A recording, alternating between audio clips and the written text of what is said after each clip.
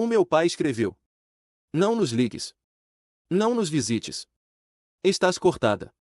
A minha irmã gostou da mensagem. Eu respondi: Perfeito. Amanhã de manhã cancelo logo os débitos automáticos. À meia-noite, o chat tinha se tornado numa tempestade de chamadas não atendidas e mensagens aos gritos. O meu nome é Sofia Almeida. Tenho 29 anos. E esta é a minha história sobre como meu pai me enviou uma mensagem de 10 palavras que me cortou da família, como a minha irmã Carla Moreira aplaudiu essa decisão, e como a minha resposta calma transformou tudo em caos antes da noite acabar.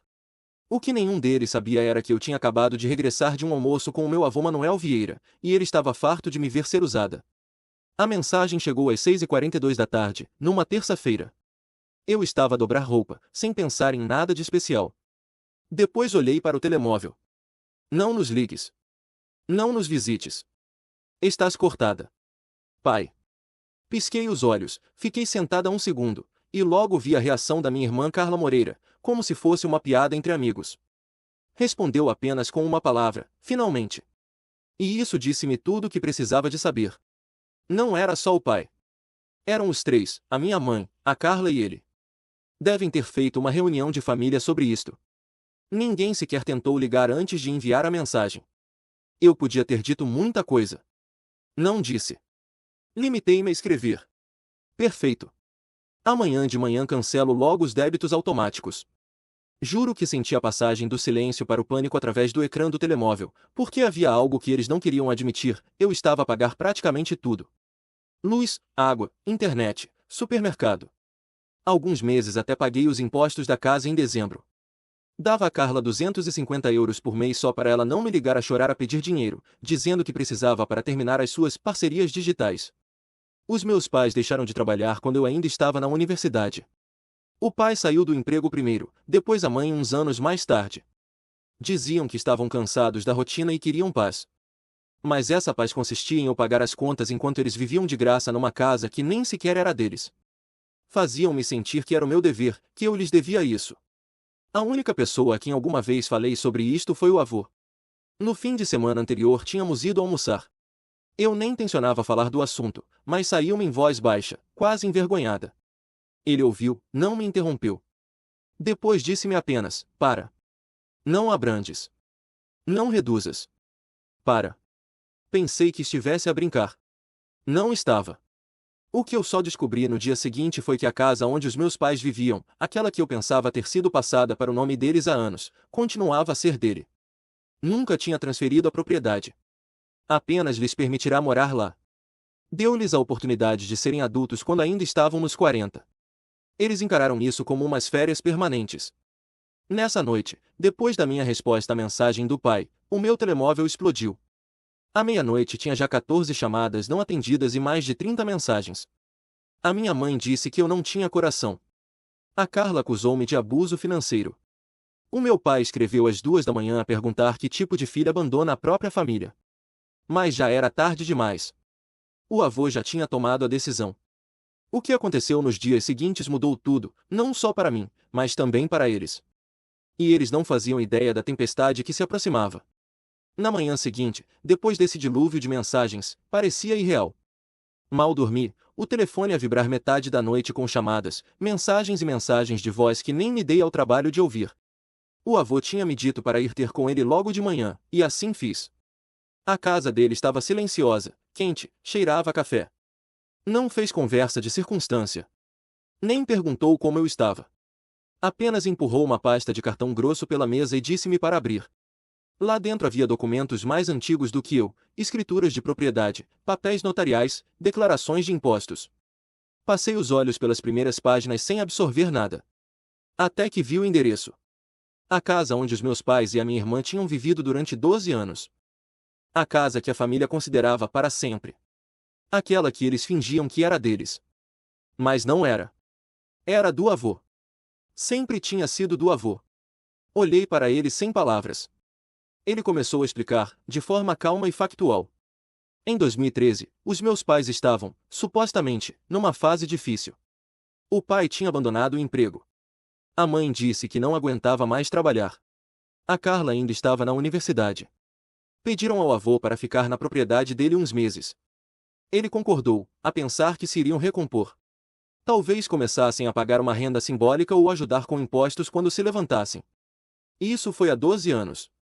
Nunca pagaram um cêntimo. Nunca disseram sequer obrigado. Com o tempo, começaram a agir como se a casa fosse deles, e o avô apenas um velho incômodo a tolerar nos feriados. No último Natal, a mãe disse-lhe: "Come antes de vires", quando ele perguntou se queria que trouxesse comida. Nunca me tinha contado nada disto. Limitara-se a observar em silêncio, até ao fim de semana passado, quando lhe revelei a verdade sobre as contas que eu estava a pagar.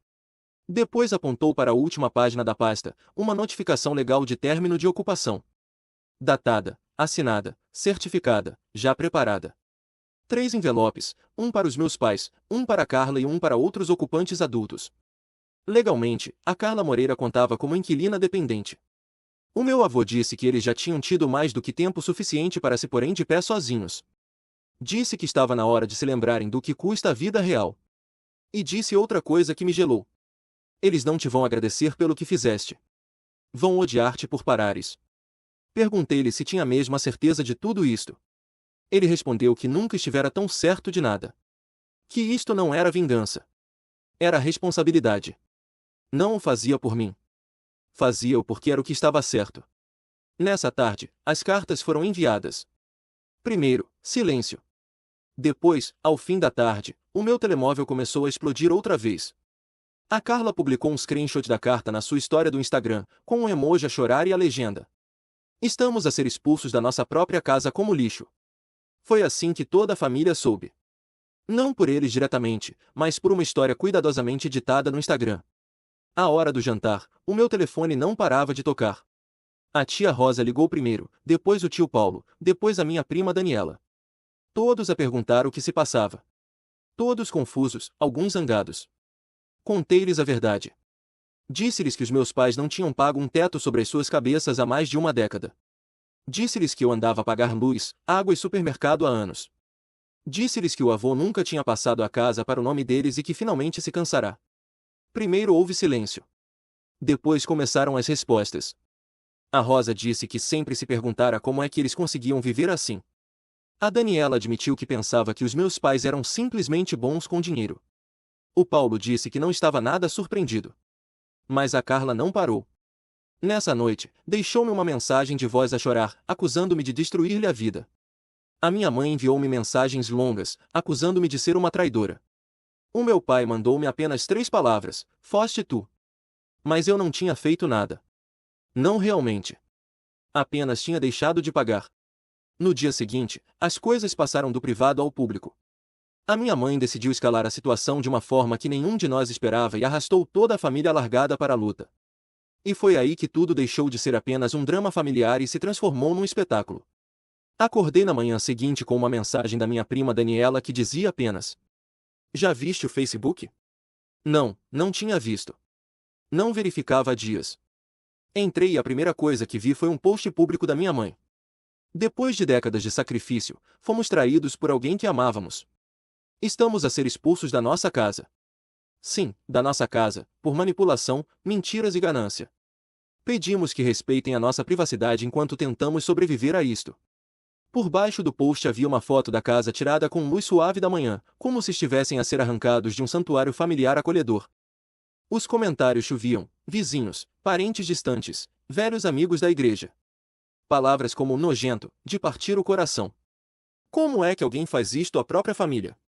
O meu nome não estava no post, mas não precisava de estar. A Carla já tinha tratado de garantir que todos sabiam quem era a vilã. Ela publicou um screenshot de um pedido MBWay que eu lhe tinha enviado meses antes. 180 euros para despesas de casa.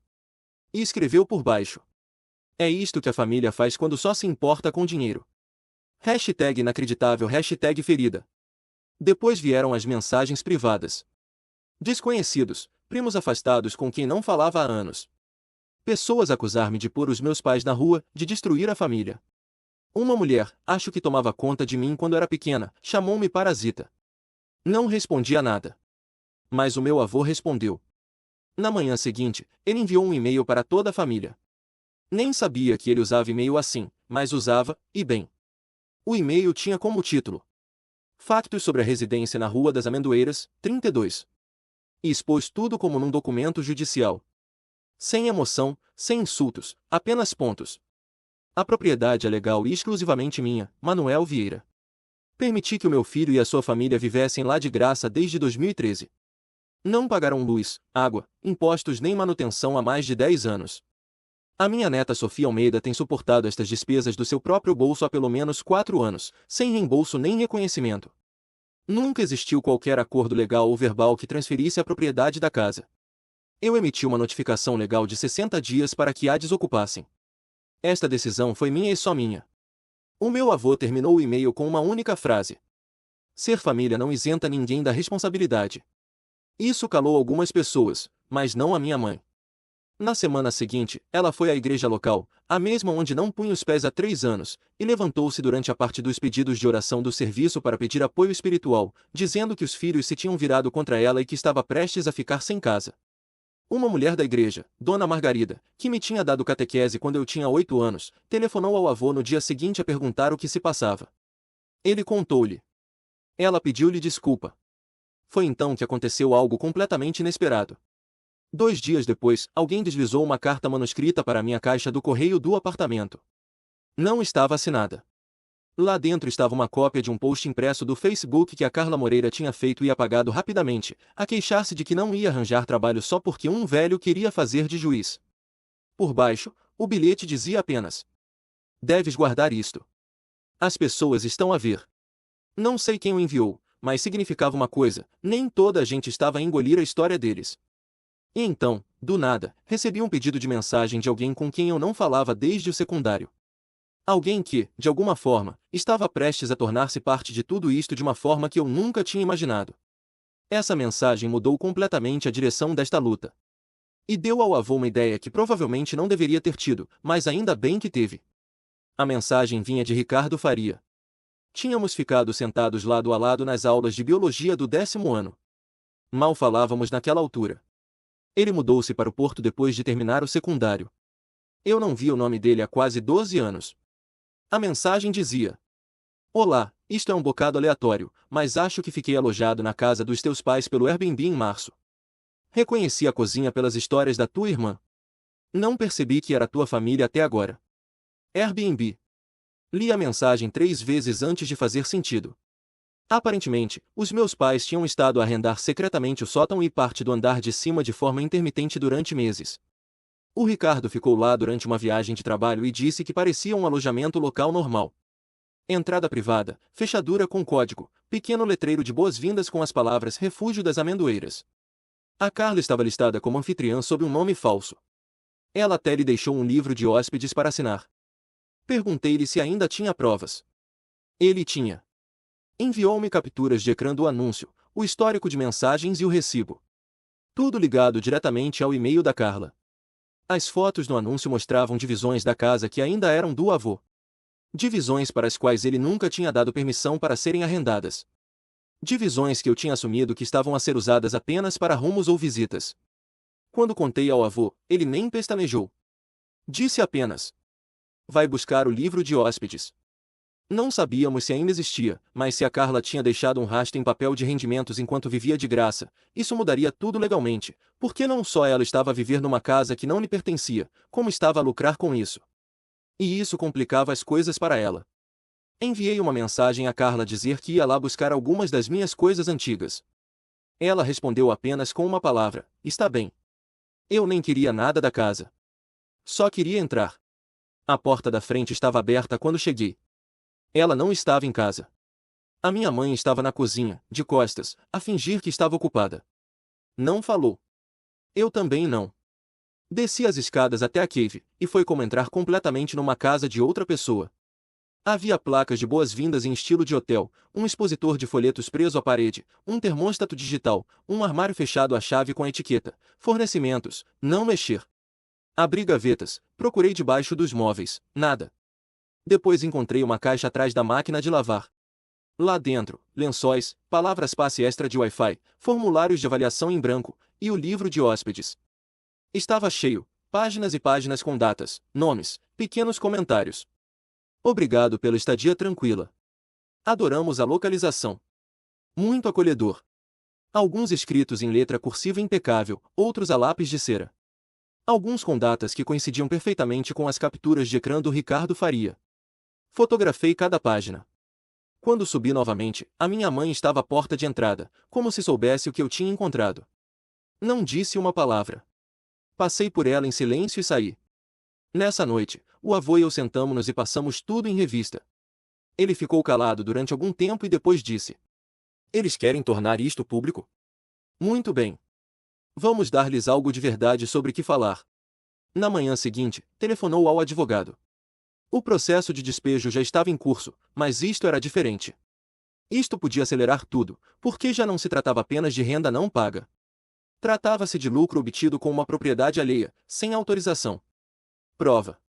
Não esperávamos o que aconteceu a seguir. Pensei que entrariam em pânico, talvez pedissem desculpa, talvez implorassem. Em vez disso, redobraram os esforços. E o que fizeram a seguir tornou tudo 10 vezes pior. Foram ter com os velhos amigos do avô, os do grupo de reformados, dos círculos de veteranos, da igreja, e começaram a espalhar que ele estava a perder a lucidez, que eu o tinha manipulado, que aquilo era abuso de idoso. Mas o avô estava um passo à frente. E o que revelou publicamente nesse momento fez com que todos eles desejassem nunca ter aberto a boca. O avô não disse nada em público logo de início. Esperou, mesmo depois de ouvir os sussurros a circular nos seus grupos antigos, chamando-lhe confuso, instável, acusando-me de o virar contra eles. A Carla Moreira chegou a dizer a alguém na igreja que eu tinha falsificado a assinatura dele nas cartas de despejo. A notícia chegou-lhe aos ouvidos no fim da semana. Eu estava furiosa. Mas o avô estava calmo. Demasiado calmo. Disse-me para ter paciência. E então, alguns dias depois, convidou 4 dos seus amigos mais antigos para tomar café. Pessoas que conhecia há décadas. Chegaram um a um e sentaram-se na sala de estar. Todos tinham ouvido alguma versão da história através da bisbilhotice, mas nenhum sabia o que estava realmente a acontecer. O avô deu a cada um deles um dossiê impresso. Cópias da escritura da casa, mostrando que continuava a ser o proprietário legal. As fotografias do livro de hóspedes. As capturas de ecrã do anúncio no Airbnb. Uma lista das despesas que eu tinha suportado, acompanhada de extratos bancários.